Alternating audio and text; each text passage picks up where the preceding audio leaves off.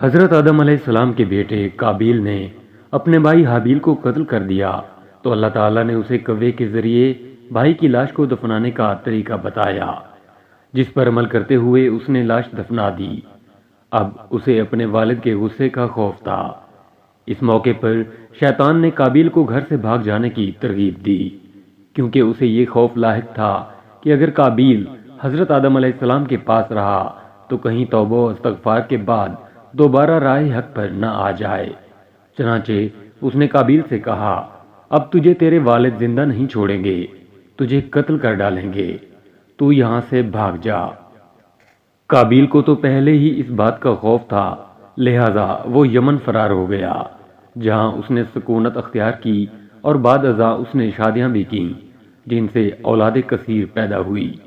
قابیل نے اپنے والد کے دین حق سے بغاوت کر کے پہلے آتش پرستی شروع کی، پھر شیطان نے اسے پتھر سے بت بنانے کا طریقہ سکھا دیا۔ یوں قابیل اور اس کی اولاد نے ایک اللہ کو چھوڑ کر بت پرستی شروع کر دی۔ دنیا میں قتل و غارت، حسد و فساد اور بت پرستی کی بنیاد قابیل ہی نے رکھی۔ حضرت عبداللہ بن مسعود رضی اللہ تعالیٰ عنہ سے روایت ہے کہ حضور نبی کریم صلی اللہ علیہ وآلہ وسلم نے فرمایا، دنیا میں جب بھی کوئی ظلم سے قتل ہوتا ہے تو اس کا ایک گناہ حضرت آدم علیہ السلام کے بیٹے قابیل کی گردن پر ضرور ہوتا ہے، اس لیے کہ یہ وہ شخص ہے جس نے ظالمانہ قتل کی ابتدا کی اور یہ ناپاک طریقہ ایجاد کیا۔ حضرت شیث علیہ السلام کی ولادت۔ حضرت آدم علیہ السلام کو جب بیٹے کے قتل کی خبر ملی تو وہ بہت غمزدہ ہو گئے، کیونکہ حابیل نہایت سعادت مند، فرمانبردار، نیک اور شائستہ نوجوان تھا۔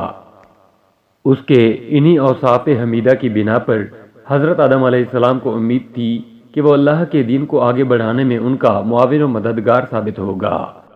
نیز بعض روایات کے مطابق حابیل کی شہادت کا بنیادی سبب یہی تھا کہ قابیل کو بھی اندازہ ہو چکا تھا کہ والد کے بعد نبوت کا تاج نیک سیرت حابیل ہی کے سر سجے گا، اور اسی حسد نے اسے بھائی کے قتل پر ابھارا۔ حابیل کے قتل کے بعد حضرت آدم علیہ السلام اور اماں حوا علیہ السلام بہت اداس رہا کرتے اور بیٹے کو یاد کر کے گھنٹوں آنسو بہایا کرتے تھے۔ حضرت آدم علیہ السلام اللہ تعالیٰ سے دعا فرمایا کرتے تھے کہ اے اللہ، مجھے ایسی اولاد عطا فرما جو تیرے دین کو دنیا میں پھیلانے میں میری معاون و مددگار ہو، اور میرے بعد بھی تیرے پیغام کو دنیا میں عام کرے، میری صحیح جانشین ہو اور دنیا میں تیری وحدانیت کی علم بردار ہو۔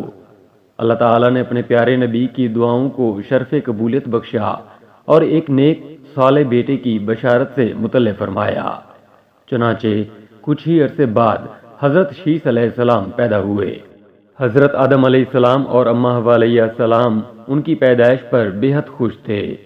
یہ حضرت آدم علیہ السلام کے تیسرے بیٹے تھے اور اس وقت ان کی عمر یعنی حضرت آدم علیہ السلام کی عمر 130 سال تھی۔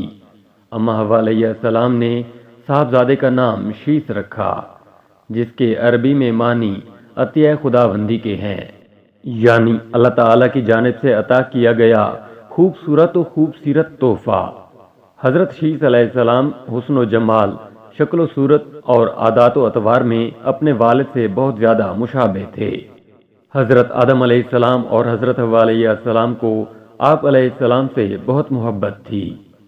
تعلیم و تربیت۔ حضرت آدم علیہ السلام حضرت شیث علیہ السلام کو ہر وقت اپنے ساتھ رکھتے۔ آپ علیہ السلام کو اس بات کا علم ہو چکا تھا کہ ان کی اولاد میں سے یہ بچہ ان کا جان نشین ہوگا، چنانچہ انہوں نے شروع ہی سے ان کی تربیت پر خصوصی توجہ دی۔ آپ علیہ السلام حضرت شیث علیہ السلام کو جنت کا احوال سناتے، اچھے اور برے کی پہچان کرواتے۔ جوں جوں حضرت شیث علیہ السلام بڑے ہوتے گئے، ان کی پوشیدہ صلاحیتیں اور والدین کی تعلیم و تربیت رنگ لاتی رہی۔ حضرت آدم علیہ السلام نے ان کو درس و تدریس اور وعظ و تبلیغ کے خوبصورت اور منفرد طریقے سکھائے، انہیں دن و رات کی گھڑیوں کی پہچان کروائی، ان اوقات میں ہونے والی عبادتوں کی تعلیم دی۔ اس کے علاوہ طوفان نوح کے بارے میں بھی آگاہ کیا جو کچھ عرصے بعد آنا تھا۔ حضرت آدم علیہ السلام اور حضرت حوا علیہ السلام کو حضرت شیث علیہ السلام سے بڑی امید تھی، جس کی بڑی وجہ یہ تھی کہ ان کا ایک بیٹا قتل ہو گیا، دوسرا شیطان کا پیروکار بن کر کفر کے راستے پر چل نکلا تھا۔ اب اللہ کے دین کو آگے بڑھانے اور شیطان کے شر کا مقابلہ کرنے کے لیے حضرت آدم علیہ السلام کے بعد حضرت شیث علیہ السلام ہی تھے۔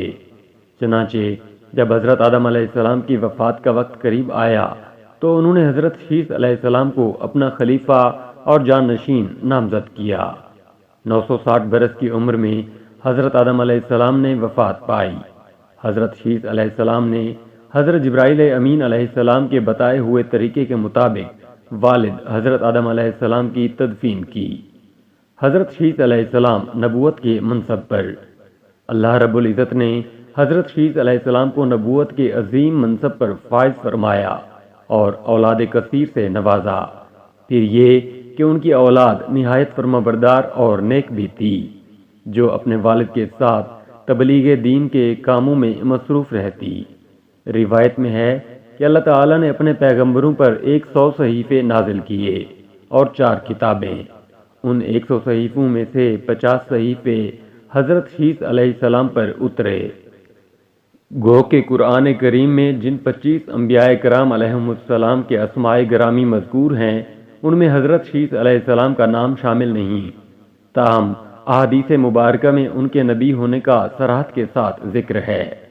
حضرت شیث علیہ السلام نے اپنی پوری زندگی والد کی دی ہوئی تربیت کے تحت اللہ تعالیٰ کے دین کی سربلندی میں صرف کی۔ آخری عمر میں زیادہ ضعیف ہونے کی وجہ سے گوشہ نشین ہو گئے تھے، لیکن اولاد آپ علیہ السلام کے کام کو آگے بڑھاتی رہی۔ حضرت شیث علیہ السلام اپنے بھائی قابیل کی اولاد کے کفر و شرک میں مبتلا ہونے اور شیطان کا آلائے کار بننے رہنے کی وجہ سے بڑے فکر مند رہتے تھے اور انہیں راہ راست پر لانے کی کوششوں میں لگے رہتے تھے، جنہوں نے اپنے باپ قابیل کی شکل کے بت بنا کر اس کی پوجا شروع کر دی تھی۔ روایت میں ہے کہ دنیا میں موجود تمام انسان یعنی بنی آدم حضرت شیث علیہ السلام ہی کی اولاد ہیں، کیونکہ حابیل تو محض 20 برس کی عمر میں اپنے بھائی قابیل کے ہاتھوں شہید کر دیے گئے تھے اور انہوں نے کوئی وارث بھی نہیں چھوڑا تھا، جبکہ دوسرے بیٹے قابیل کی اولاد شیطان کی پیروکار اللہ کی نافرمان اور کفر پر گامزن تھی، جسے طوفان نوح میں غرق کر دیا گیا تھا۔ مسلمانوں کی طرح یہودی اور عیسائی بھی حضرت شیث علیہ السلام کو حضرت آدم علیہ السلام و حوا علیہ السلام کا تیسرا بیٹا، نبی اور ان کا جانشین تسلیم کرتے ہیں، جبکہ وہ بھی اس بات کے قائل ہیں کہ موجودہ تمام انسان حضرت شیث علیہ السلام کی اولاد ہیں۔ حضرت شیث علیہ السلام کی لوگوں کو نصیحت۔ حضرت شیث علیہ السلام لوگوں کو نصیحت فرمایا کرتے تھے کہ سچا مومن وہ ہے جو اللہ تعالیٰ کو پہچانتا ہو، نیک اور بد کو جانتا ہو، بادشاہ وقت کا حکم بجا لاتا ہو، والدین کے حقوق ادا کرتا ہو اور ان کی خدمت کرتا ہو، صلہ رحمی کرتا ہو، غصے پر قابو رکھتا ہو، محتاجوں اور مسکینوں کے ساتھ حسن سلوک سے پیش آتا ہو، گناہوں سے پرہیز کرتا ہو، مصیبت کے وقت صبر کرتا ہو اور اللہ تعالیٰ کی نعمتوں پر اس کا شکر ادا کرتا ہو۔ حضرت شیث علیہ السلام کو والد کی نصیحت۔ حضرت آدم علیہ السلام کے انتقال کا وقت قریب آیا تو انہوں نے بیٹے حضرت شیث علیہ السلام کو اپنے قریب بلایا اور نصیحت فرمائی کہ اے میرے سعادت مند برخوردار، تم میرے جانشین بنو گے، چنانچہ تم تقوی اختیار کرو اور جب بھی اللہ تعالیٰ کا ذکر کرو تو اس کے ساتھ اس کے محبوب حضرت محمد مصطفیٰ صلی اللہ علیہ وآلہ وسلم کا نام ضرور لیا کرو، کیونکہ میں نے ان کا نام عرش پر اس وقت لکھا دیکھا جبکہ میں روح اور مٹی کی درمیانی حالت میں تھا۔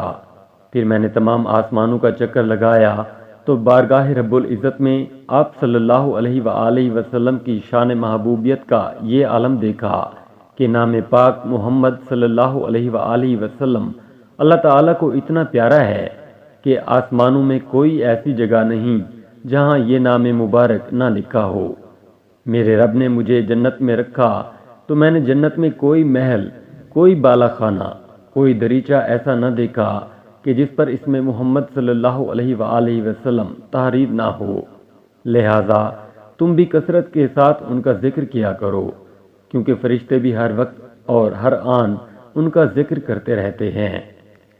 وفات قصص الانبیاء میں علامہ ابن کثیر تحریر فرماتے ہیں کہ جب حضرت شیث علیہ السلام کی وفات کا وقت قریب آیا تو انہوں نے بھی اپنے فرزند انوش کو معاملات سپرد کر دیے۔ انوش کے بعد اس کا ولی عہد کینن بنا۔ اس کے بعد کینن کا فرزند مہلائل ان کا جانشین بنا، اور ایرانی اجمی لوگ انہی کے بارے میں خیال رکھتے ہیں کہ یہ 7 ولایتوں کے بادشاہ بنے، اور یہ پہلے شخص ہیں جنہوں نے جنگلات کا صفایا کر کے شہروں اور قلعوں کی بنیاد ڈالی، اور انہوں نے ہی شہر بابل اور شہر سوس آباد کیے۔ ابلیس اور اس کے لشکریوں، جنوں وغیرہ کو بھی مار مار کر انسانی آبادی سے بھگا کر ویرانوں اور گھاٹیوں میں دھکیل دیا۔ ان کا ایک بڑا تاج بھی تھا اور وہ لوگوں کو واعظ بھی فرماتے تھے۔ ان کی بادشاہی 40 سال رہی۔ جب وفات کا وقت قریب آیا تو انہوں نے اپنے فرزند اخنوخ کو اپنا جانشین مقرر کیا اور انہیں مختلف کاموں کے انجام دہی کے حوالے سے وصیت کی۔ مشہور اقوال کے مطابق یہی اخنوخ حضرت ادریس علیہ السلام تھے، جنہیں حضرت شیث علیہ السلام کے بعد اللہ نے نبوت سے سرفراز فرمایا۔ حضرت شیث علیہ السلام کی وفات 912 برس کی عمر میں ہوئی، اور ان سے منسوب مزارات 3 مختلف مقامات غزہ، عراق کے شہر موصل اور ایودھیا یعنی بھارت میں ہیں۔ ان تینوں میں سے کس میں حضرت شیث علیہ السلام مدفون ہیں، یہ اللہ تعالیٰ ہی بہتر جانتا ہے۔ موصل میں قائم مزار کو حالیہ عراق جنگ کے دوران شدید نقصان پہنچا۔ بعض روایات کے مطابق حضرت شیث علیہ السلام کا مکہ مکرمہ میں انتقال ہوا اور وہیں سپرد خاک کیے گئے، جبکہ ایک خیال یہ بھی ہے کہ حضرت شیث علیہ السلام کا مزار لبنان کے ایک گاؤں شیث نبی میں ہے، جہاں ان کے نام سے ایک مسجد بھی قائم ہے۔ 13ویں صدی عیسوی اور بعد میں آنے والے عرب جغرافیہ دانوں کی روایت کے مطابق حضرت شیث علیہ السلام کا مزار فلسطین کے شہر رم اللہ کے شمال مشرق میں واقع ایک گاؤں بشیس میں تھا۔ بشیس 2 الفاظ یعنی بیت اور شیث کا مجموعہ ہے، جس کا مطلب ہے کہ خانہ شیث علیہ السلام۔ 1948 میں اسرائیل کے معرض وجود میں آنے کے وقت یہ گاؤں غیر آباد ہو گیا تھا، لیکن آج بھی یہاں 3 کونوں والا مینار حضرت شیث علیہ السلام کے مزار پر قائم ہے۔ واللہ عالم۔